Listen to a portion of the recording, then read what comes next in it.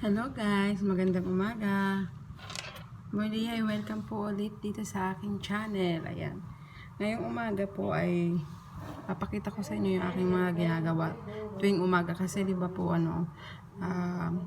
yung virus ngayon masyadong delikado. So, tuwing umaga guys, ang gawin nyo, dapat lagi kayong uminom ng mainit na tubig.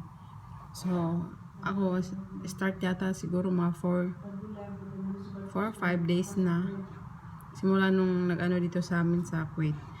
Lagi na ako umiinom ng mainit na tubig. Pagdating ko sa trabaho, agad, naghiwa ko ng isang lemon, tapos mainit na tubig. So, mga 2-3 minutes, iniinom ko siya. Ito guys, so, ito siya. So, puno to kanina, nabawasan ko na. So, isang baso lagi ganito tuwing umaga, ang iniinom ko na mainit na tubig. So, dapat guys, ingat-ingat po tayo lagi, tsaka iwasan natin uminom ng mga malalamig sa panahon ngayon. So, dapat laging mainit lang. Tapos iwasan natin pumunta sa mga crowded places. Hangga't maaaring may distance yung bawat isa. So, ingat po tayo lagi. At tsaka mas maganda na yung lagi tayong safe, 'di ba? So, yun guys, tips lang, inom tayo lagi ng mainit na tubig.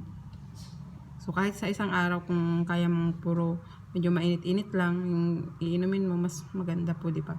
So, yan. Isang baso. Tapos, mamaya mag-a-add na lang ako ulit ng mainit na tubig. Ayan. Thank you guys. Thank you for watching. At sa mga hindi pa po nakapag-subscribe ng aking channel, please po subscribe, share, and like at pakitap na rin yung bell para po ma-notify nyo po yung mga susunod ko pang video. Salamat po. Bye-bye.